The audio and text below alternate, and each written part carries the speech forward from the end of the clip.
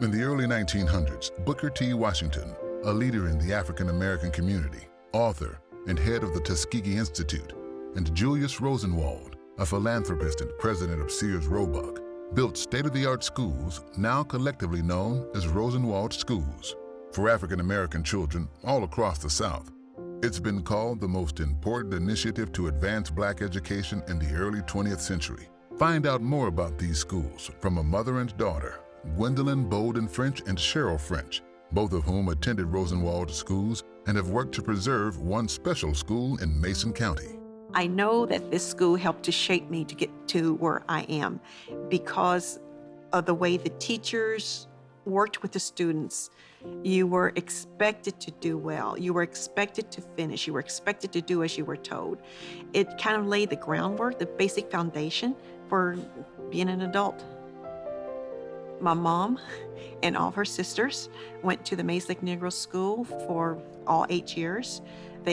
All four girls graduated as valedictorians from this school. Mom loves this school. She's been working since 2007 to help restore the school. And hopefully we will get this restored so that she will be happy with it. I went here for first grade and second grade, and all the memories I have of this school are fantastic memories. The main thing that I remember is that at this school, you really felt like everyone wanted you to succeed. The teachers supported you.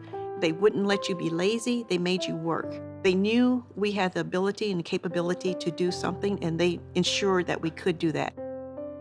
Once we went to the integrated schools, I was really lucky in that the third grade, I had a teacher, Mrs. Doyle. She was fantastic. She accepted all of us as part of her family, her kids, and she did well. But subsequent teachers, some of them were surprised that we could do well as Black students. They were surprised that we learned what we did. The one teacher that was surprised that we were doing as well as some of the white students, or better than some of the white students, I made up my mind that day that I'm going to do better than everybody else, no matter what you say. So I got straight A's from there on out.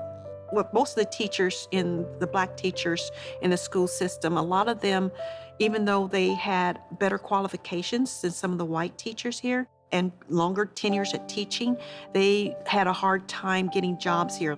And even though a Black teacher might have a master's degree and the white teacher would just have the basic bachelor, the white teacher always had a higher pay scale than the Black teacher. My mom's class that she would have been selected for was home ec. It was an elective class. And the superintendent said that given that it was an elective study, that the white students would not select it if there was a Black teacher. So they placed the white teacher in the home ec class, and they made Mom the head of the school lunch program. She was managing all of the school resources for meals in the county. She was doing all the buying. She was doing everything. And when the superintendent at the time found her check by mistake, and he was surprised that her check was so low, he immediately told the board that it was wrong, that for Mama's qualifications, her years of work, her pay had to be better than what it was at that time. So she immediately got her salary raised. I'm trying to do research so I can get a list of the names of the kids that went through here, and also just to have something from the history of the school. It's really hard trying to find those records. As of today, no one really knows where those records are, but we're looking for them.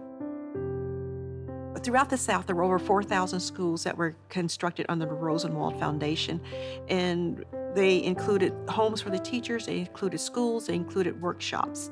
And of those over 4,000, they say there's less than 10% of those schools still remaining, and even less in standing condition.